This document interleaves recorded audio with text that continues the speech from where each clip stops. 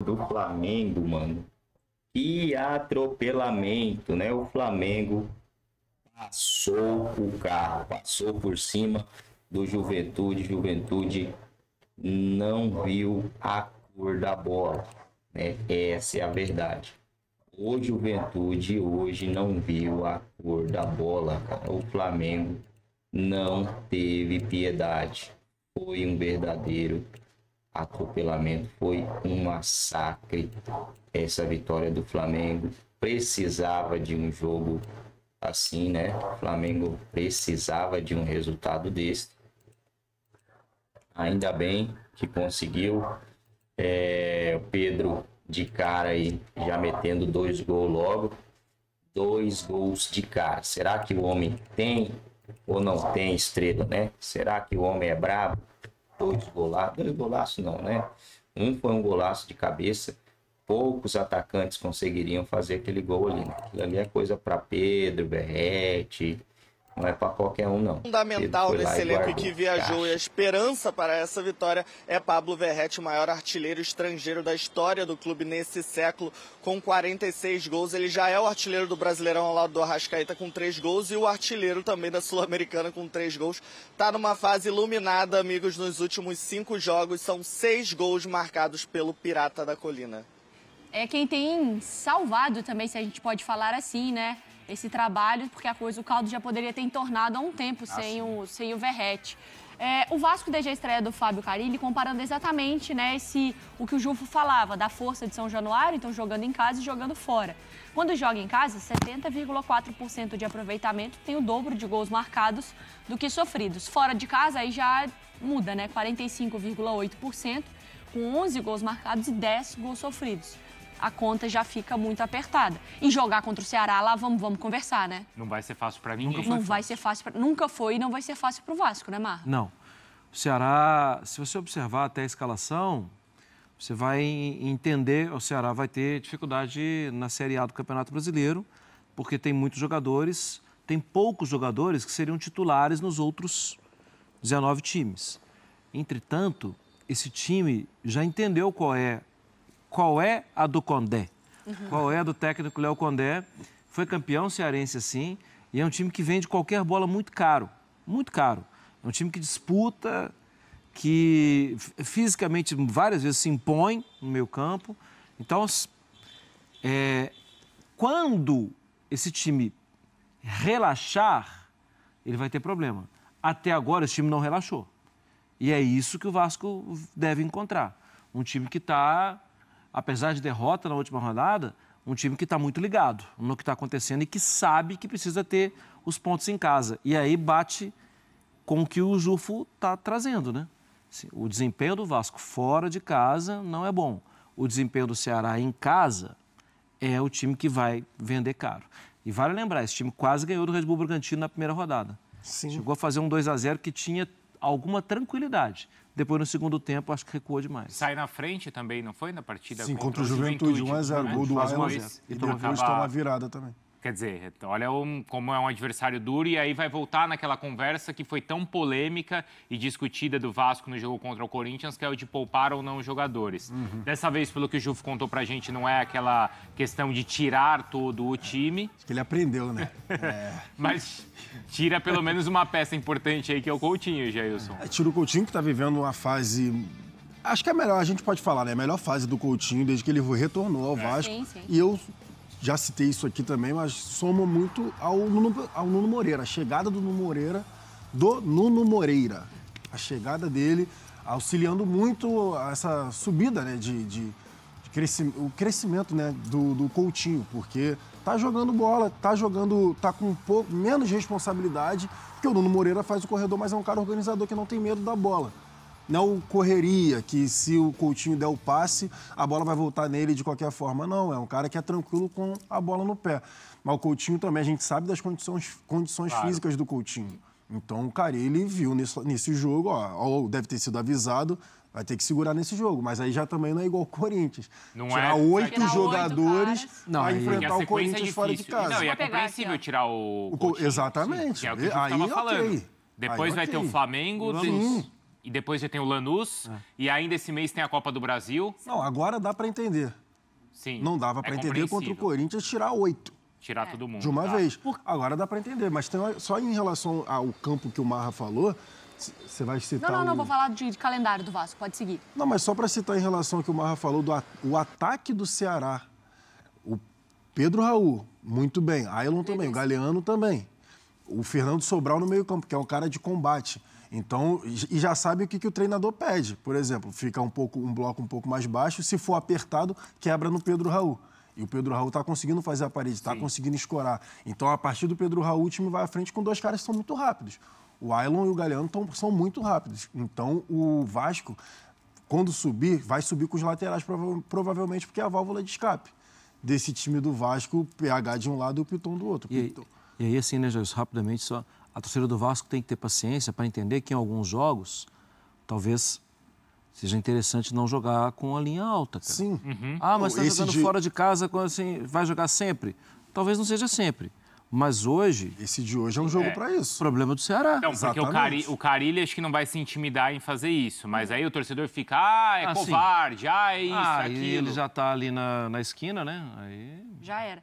Porque assim, quando você pensa num resultado contra o Ceará fora de casa, o empate é negócio. Sim. Nesse momento de Campeonato Brasileiro. Porque tem um Cruzeiro aí pela frente. Então, é isso. Porque vem o Ceará agora, aí a sequência é o Flamengo, no final de semana, no sábado. Aí Lanús, aí Cruzeiro e aí Copa do Brasil fora. O Lanús é em São Januário. E depois Palmeiras. Nossa, é muito puxado. O Lanús é São Januário, né?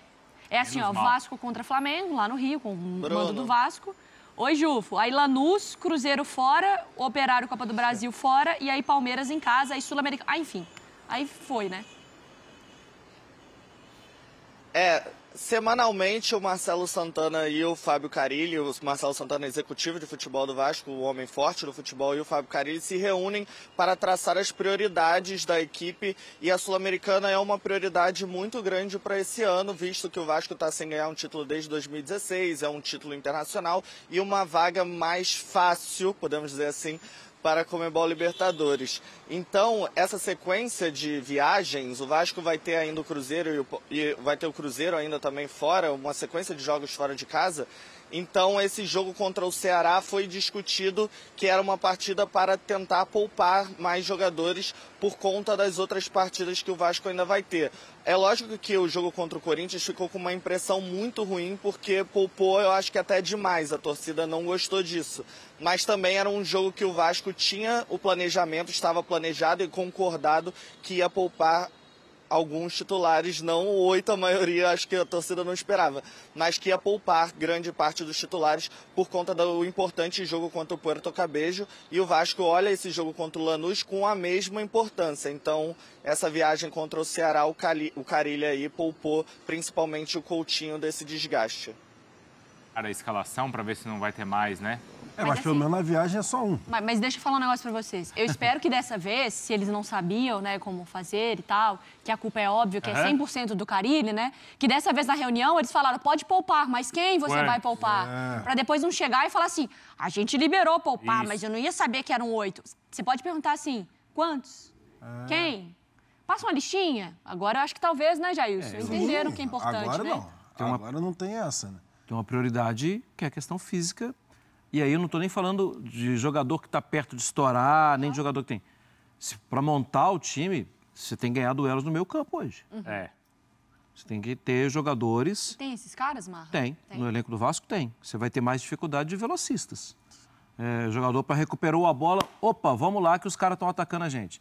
Você tem mais dificuldade. Os velocistas do Vasco saem de trás. Na verdade, sai de trás. Que é um... Não, o Paulo Henrique é o jogador mais rápido, né? Até ronquei na risada. Porque aí é um erro na formação de elenco, gente.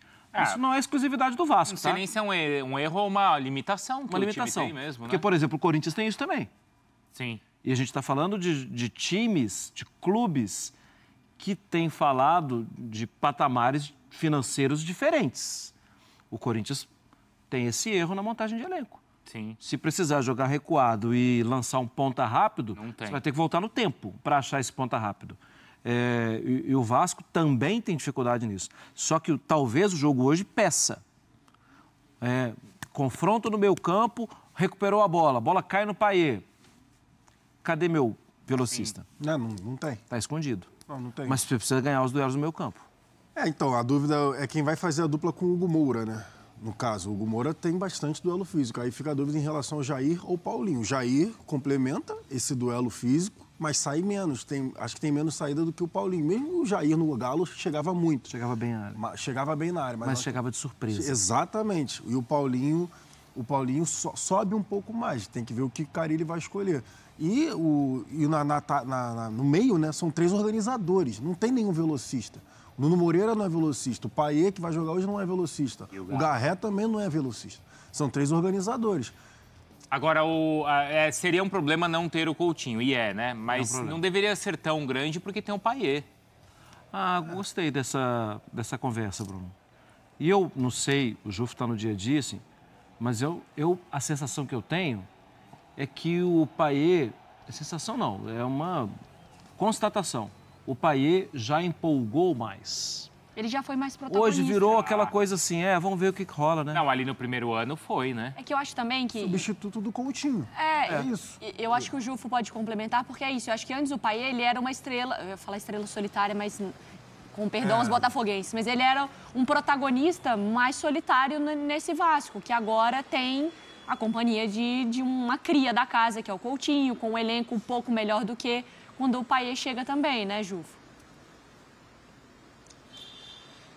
O Payet viveu um bom início de Vasco, mas foi caindo ao longo dos anos e desde a chegada do Carille, quando o Carille chegou ao Vasco, ele chegou a comentar que não iria jogar com o Coutinho e o Payet juntos até que o time se ajeitasse, até que o time encontrasse uma forma de defender.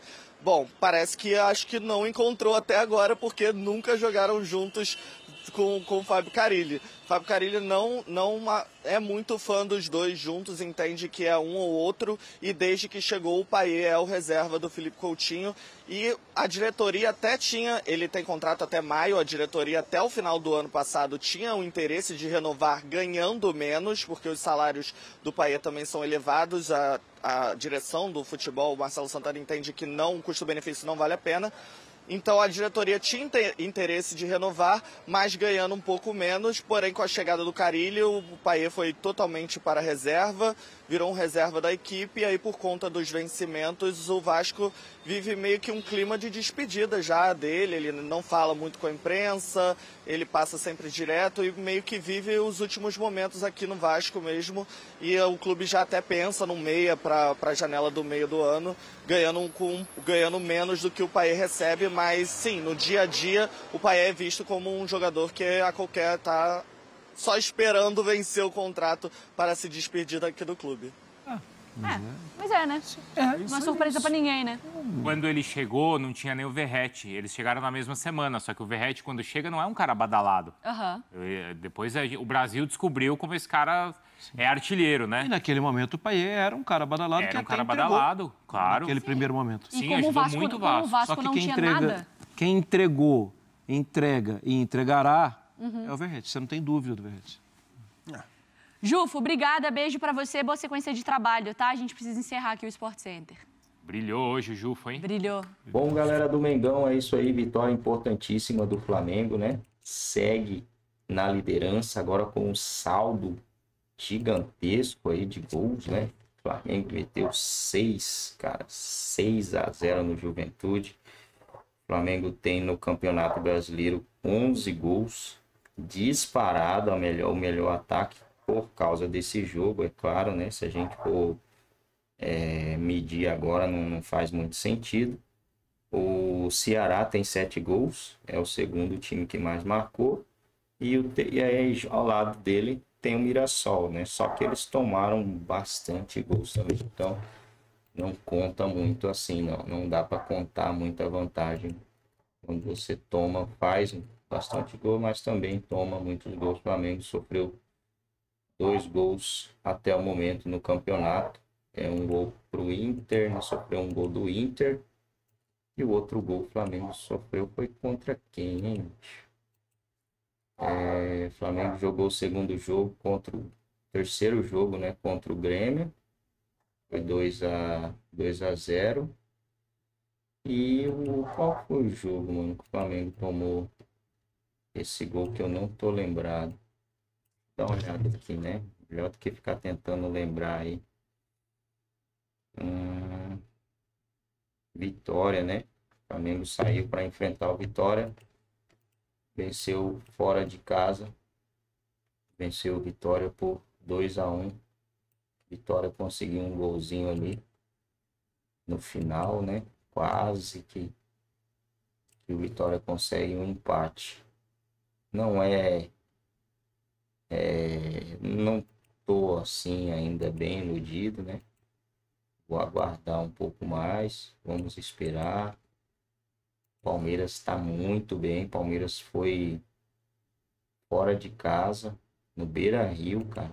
Palmeiras literalmente amassou o Internacional em pleno Beira-Rio, né? Então, se o Palmeiras não tivesse demonstrado, tivesse jogando essa bola que eu vi do Palmeiras hoje, já daria aí para cravar o Flamengo campeão, né? Mas como o Palmeiras voltou a jogar uma bola legalzinha aí, não tá dando ainda para cravar, não, que o Flamengo será amplamente, né, favoritaço ao título do Campeonato Brasileiro.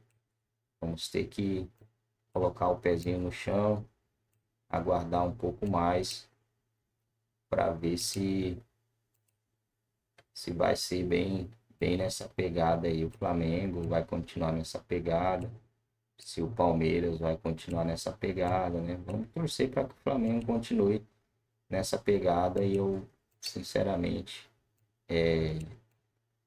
tô torcendo aí pro Flamengo, como é que fala? Jogar esse ano mais focado no Campeonato Brasileiro, né?